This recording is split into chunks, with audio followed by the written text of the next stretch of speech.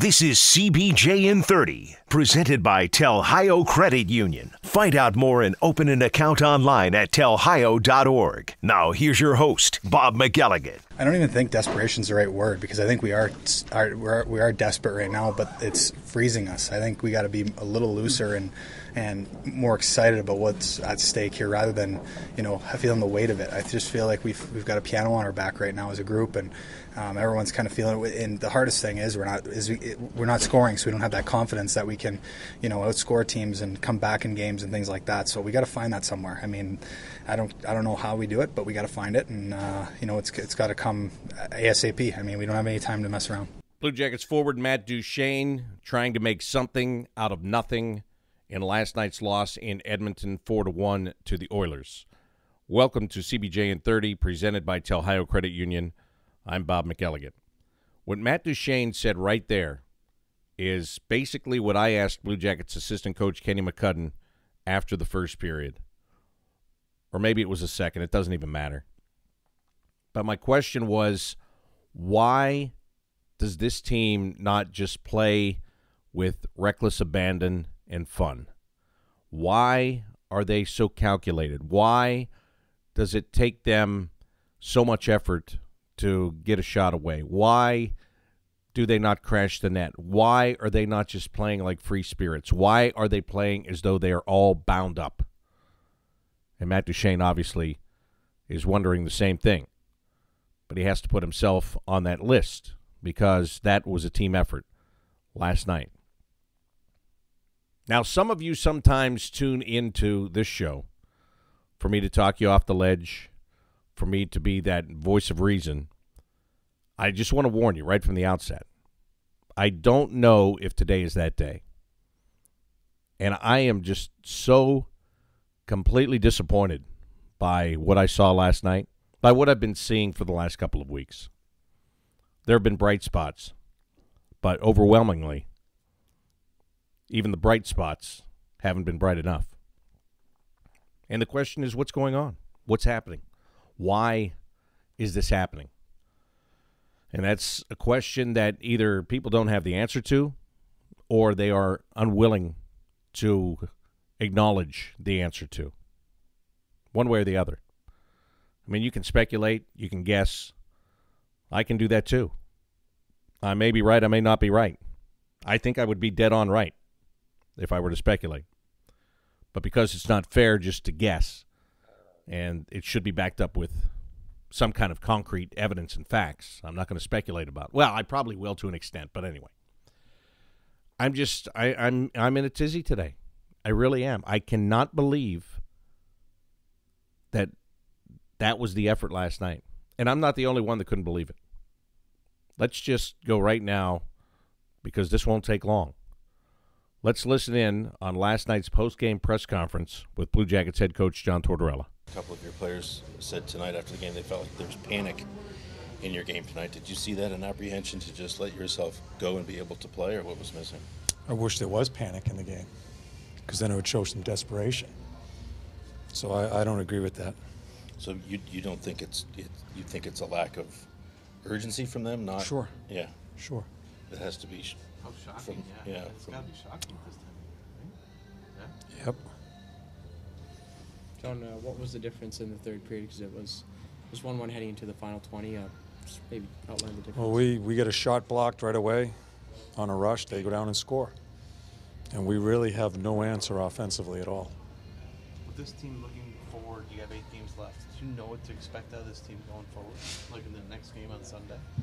We're going to prepare the next couple of days and get ready to play our next game and see where we go. Is this something a coach can talk the team out of, or is this purely something that's to We've come talked from enough. We've talked enough. I mean, the players are.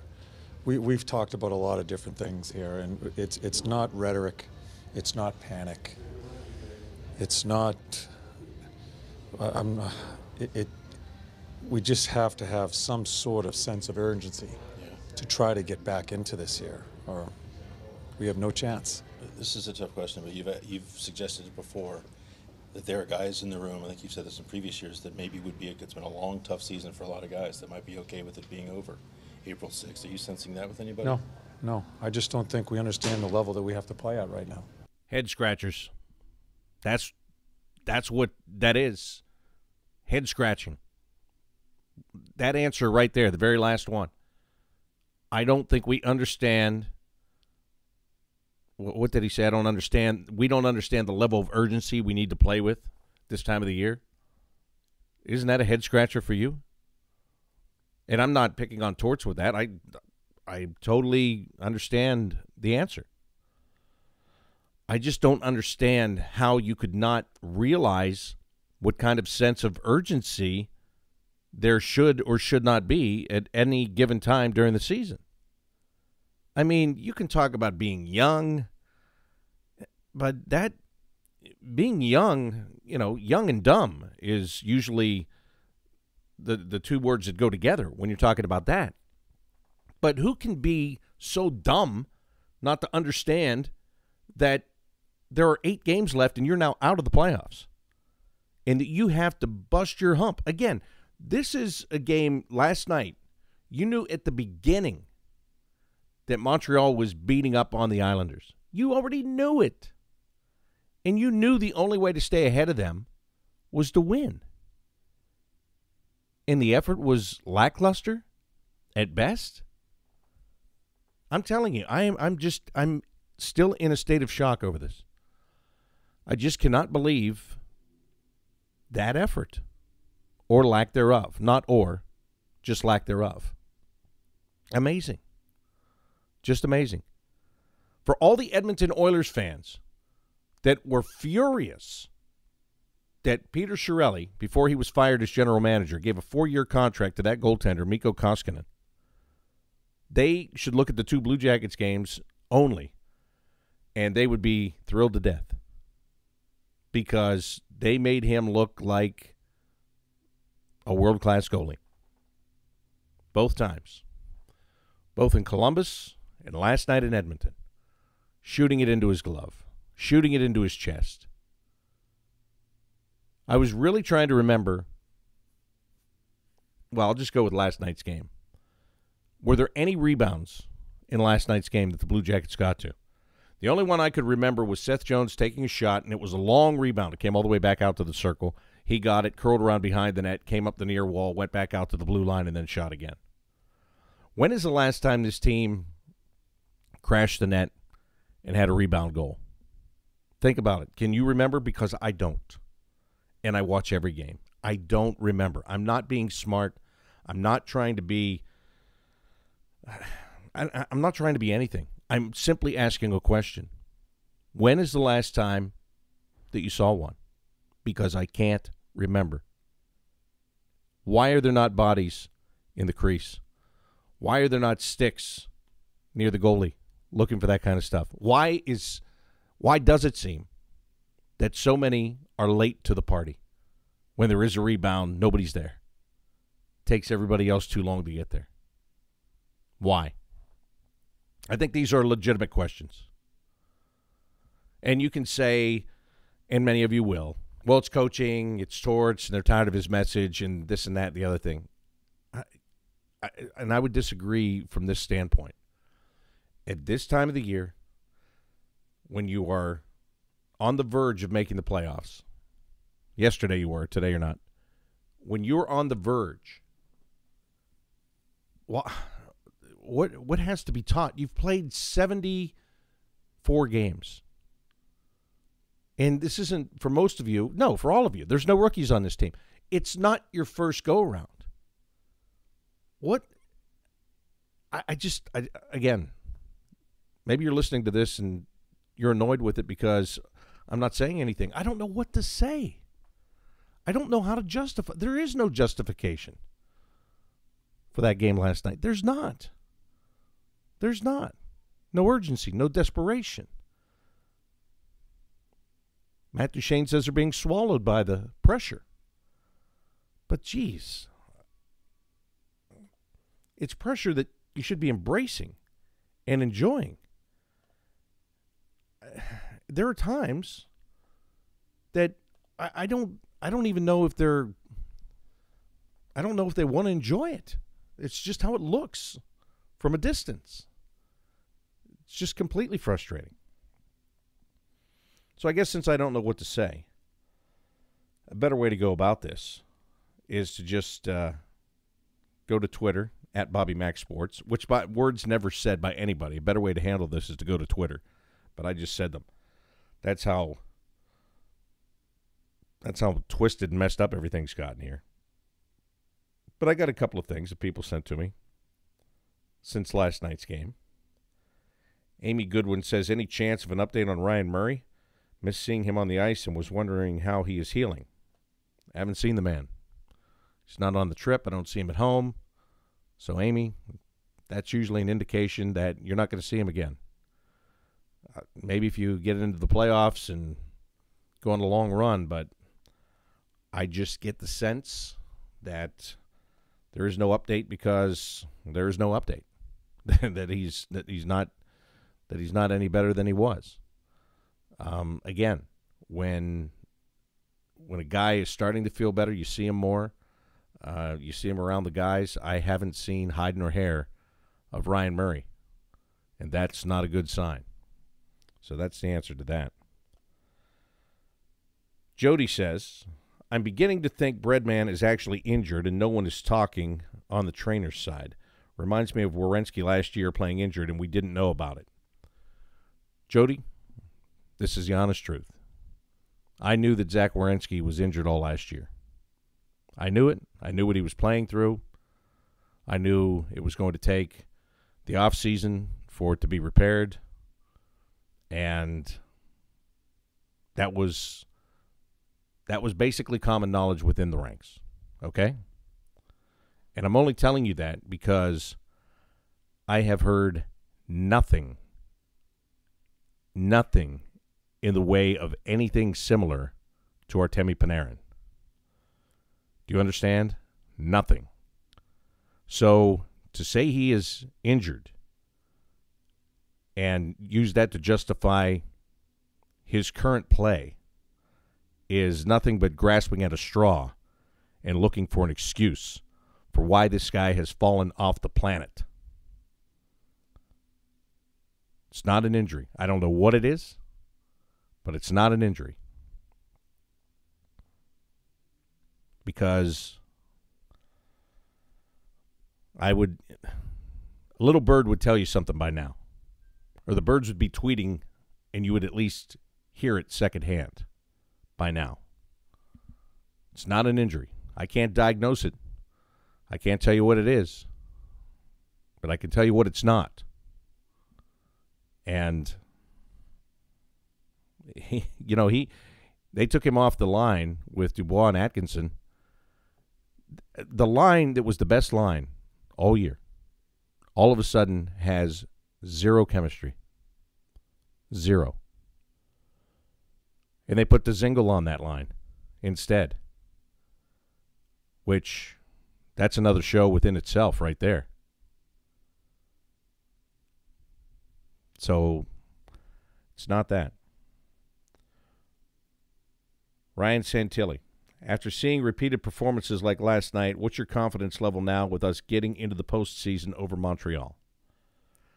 Tough question, Ryan, and I'll tell you why. Because I'm obviously still not, I'm feeling the effects, right? I still think, I know the Blue Jackets are a better team than the Montreal Canadiens. There's no question. They're a better team. Say what you want about the way they've been playing, but they are still a better team. So my confidence, as far as them getting into the playoffs, it's taken a hit. It's taken a hit. But I still believe that they will do it. But they're just making it so hard on themselves right now. So completely hard. Let me just look at the schedules. In this, let's take into account again what I'm about to do. I'm about to go through the schedules and tell you what the Blue Jackets have to do just to make it, just to get in, not to go deep, not to be looking for a certain matchup. This is a breakdown on what they've got to do just to meet the Tampa Bay Lightning in the first round. All right? This is it. So here's what the Blue Jackets have coming up. They have, on Sunday, they're here in Vancouver.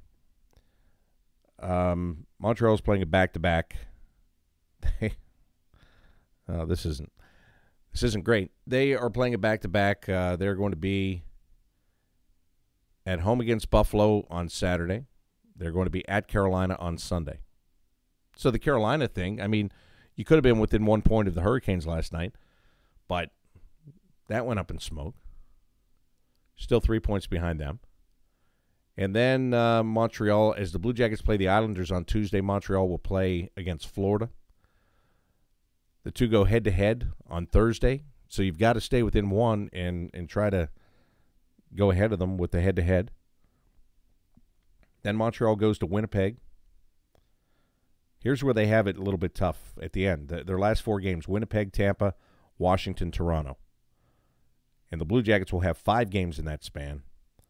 Nashville, Buffalo, Boston, Rangers, Ottawa.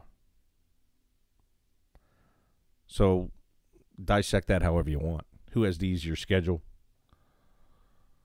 Who's going to just take it? Who's going to take it? And here's the other thing that we all know. If you are to get in and play the Tampa Bay Lightning, and if this is the style that you're going to play, it will be just a short extension of your season. Because look, if you couldn't even beat the Edmonton Oilers with the way that you played last night, how are you possibly going to beat the Tampa Bay Lightning? That is impossible. I'll tell you right now. If you're going to play that game, it is impossible. And we all know it. So, it is it is just tough. And I'm sitting here and I'm beating myself up because, you know what? I know this is negative, and I don't want to be negative. But I am looking for the positives. And it just doesn't seem like it's going the right way right now. Now, a win on Sunday would make you feel a little bit better. Maybe you can then come home and get an Islanders team that is starting to get into free fall mode. But there's so many ifs and whats and variables. And that is the part that concerns you. Because now you don't have your control of your own destiny at this moment. You're on the outside looking in. Now you don't have control. You have somewhat because you have a head-to-head meeting, but you've lost an edge. You've lost a bit of an advantage.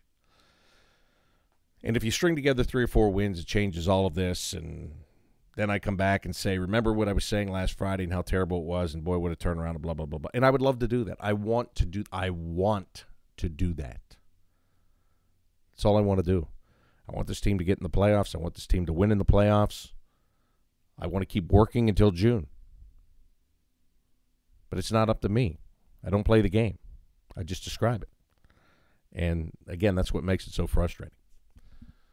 All right, I need to get something positive out of this, so let me talk about the people at Ohio Credit Union because they're there. Their effort is the same each and every day, and it has been since 1934.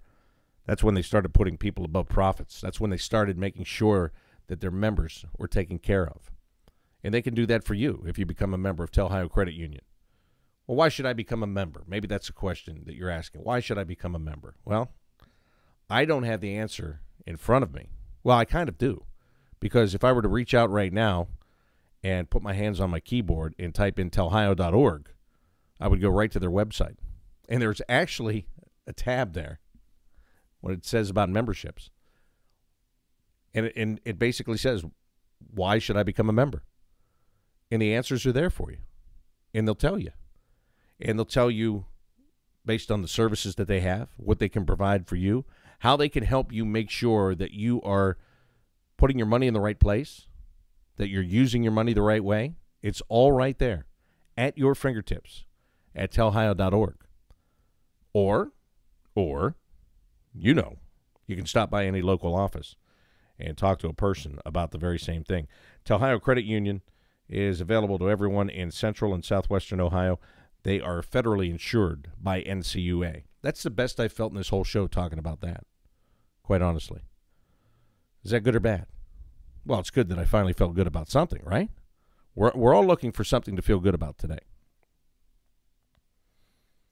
Elsewhere last night, again, the Blue Jackets had a chance to pick up ground on Carolina, and they bypassed that chance.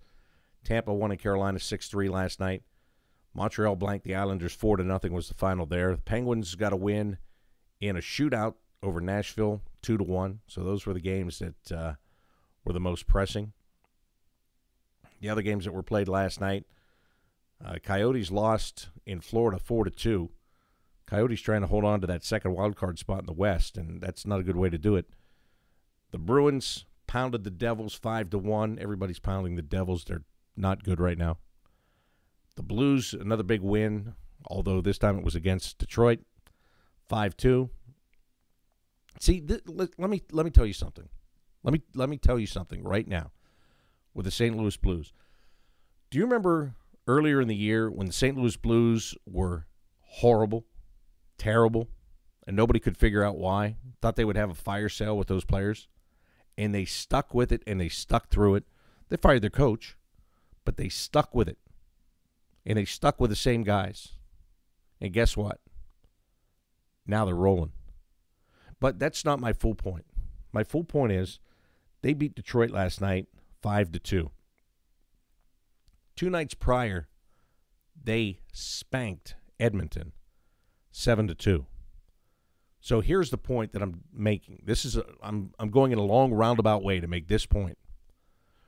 At this time of the year, good teams trash bad teams.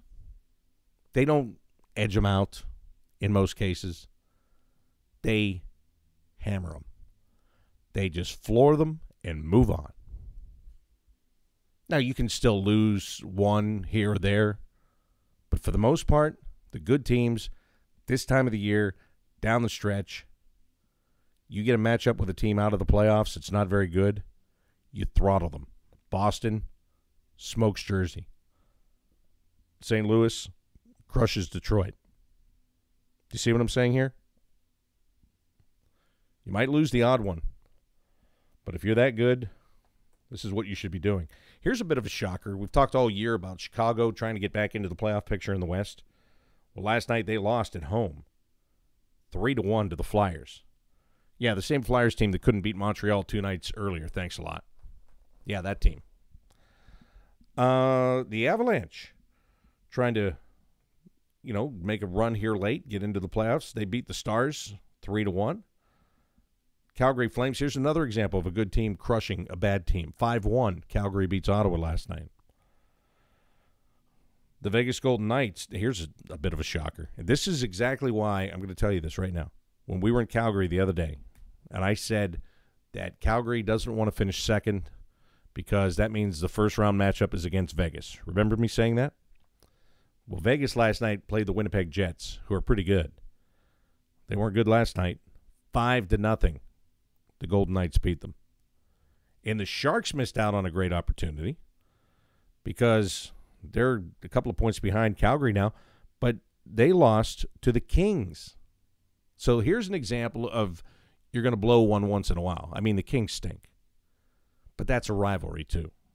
And there's always more on the line in games between those two teams. But when I gave you 3 examples of the good teams crushing the bad teams, and then 1 example of a good team that had an off night. So you see, it's all right there. Everything I said. If you don't believe anything I say, the evidence is right there to prove that you should believe it. The evidence is right there. The proof is in the pudding. Not the pudding, the pudding. Let's look at the standings. I might need to, I should probably take an antacid before I do this, but I'm going to do it anyway. In the East, let's start in the Atlantic. I'll feel better. Tampa, 120 points. That is unbelievable. That is unbelievable. I don't care how many times I look at it. It's ridiculous. 120 points for the Tampa Bay Lightning. Boston Bruins are second. I find this funny. They're second, and they've got 99 points. They are 21 points behind the division leader. and they're in second place. Usually 21 points behind has you in dead last, probably in the conference. Second place. Toronto, 93 points. So that's pretty much settled, right? Boston, Toronto, first-round matchup? Absolutely.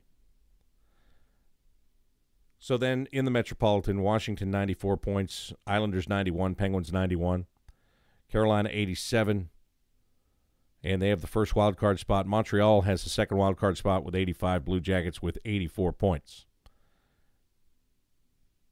I'm not talking about the Flyers, and they're 4 points behind the Blue Jackets, but I'm not going to do it. I won't do it. Oh, I forgot to go to the West. So let me go back here. In the Central, Winnipeg, after their loss last night, they still lead over Nashville by 2 points now. 92 points for Winnipeg, 90 for Nashville. St. Louis in third with 86. You see, so for Winnipeg and Nashville, who wants to play St. Louis in the first round? Answer, nobody. So Nashville will be pushing, believe me. Out in the Pacific, you've got Calgary with 99 points. San Jose now with 94. Remember, on Tuesday night, 1 point separated those two teams. Now it's 5 points.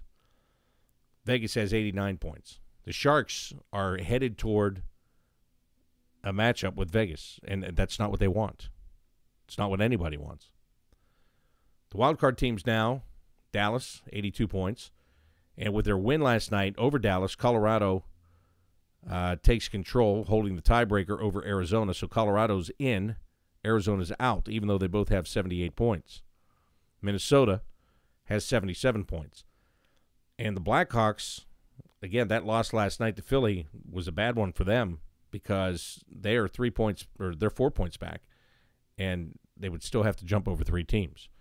So the task is very daunting for the Chicago Blackhawks. Other games tonight, Minnesota is at Washington. The Sharks are in Anaheim to play the Ducks, and that's it. A very light schedule in the NHL here on this Friday night. Maybe I'll go check my bracket, see if I'm doing any better there. Doom and gloom, I get it. I understand. Tomorrow's another day. The sun will come up tomorrow. The sun came up today, and the Blue Jackets lost last night.